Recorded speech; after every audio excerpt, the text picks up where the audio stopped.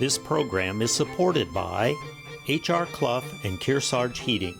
Their full-service model offers oil delivery, propane, motor fuels with design, installation, service, and maintenance of all types of oil, gas, and alternative energy systems, as well as air conditioning, water conditioning systems, and backup generators.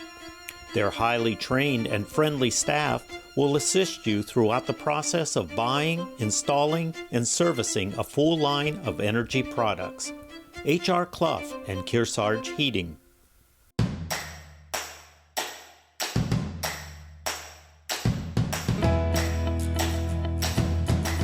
Welcome back to Yankee Chronicle. I'm your host, Abby Peel.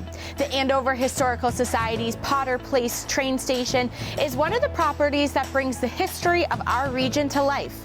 Let's hear about one of its newest additions. Hi, Fred. What you have back there, that large white apparatus that extends from the roof of the station, is a train order signal. And it's not a traffic signal as commonly would be understood.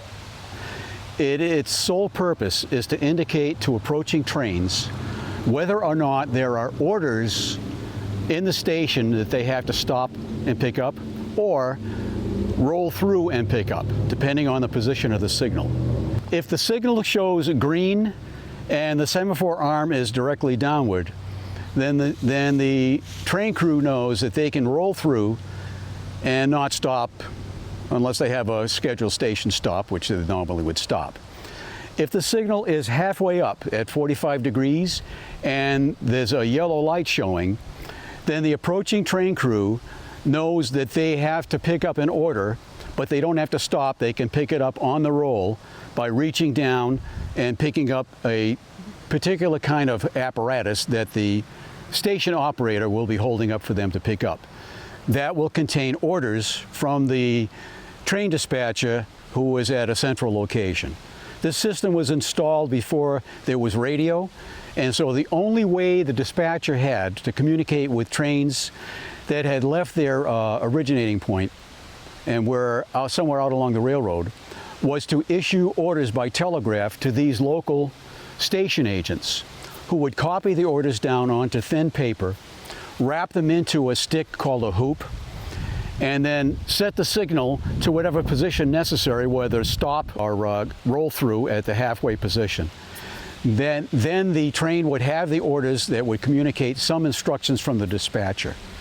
Before we had radio on trains, that was the only way for the dispatcher to control traffic out on the railroad that had left their originating station.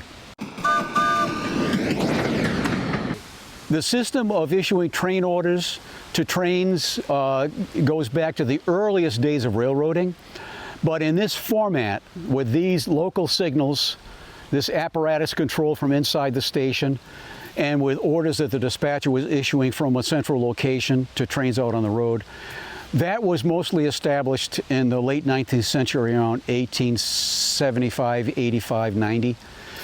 And at that time, when the Boston and Maine Railroad consolidated all the local lines and consolidated them and merged them into its overall system, which consisted of most of the northern New England lines, the Boston and Maine erected these signals, like that white mast with all the apparatus on it, at many stations in Maine, New Hampshire, Vermont, northern Massachusetts, wherever the Boston and Maine lines were.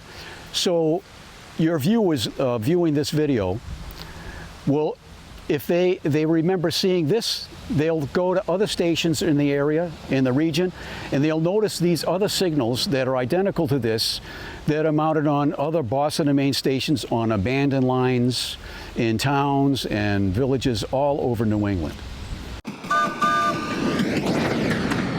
We are at the Potter Place station on what was formerly the Northern Railroad, which was part of the Boston and Maine system.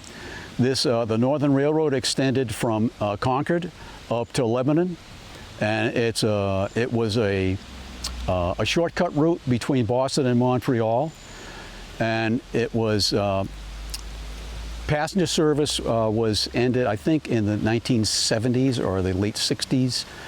Freight service ended about 1985, and the tracks were pulled up around 1990. So as far as the overall history of railroading, this line was abandoned fairly late in the game, only about 30 years ago. The Northern Railroad, after being abandoned and having all the rails and ties pulled up, was then became the property of the state of New Hampshire, which still owns it. And the state has issued, I guess, an easement to the Friends of the Northern Rail Trail, who have graded it for bicycle use, which meant just simply smoothing it out and putting on the gravel. And so now you have the Northern Rail Trail from Boscawen all the way up to Lebanon. I think it's about 58 miles, yeah. Continuous rail trail. It's one of the best rail trails in New England. So I could be contacted through the Andover Historical Society on their website and their Facebook page.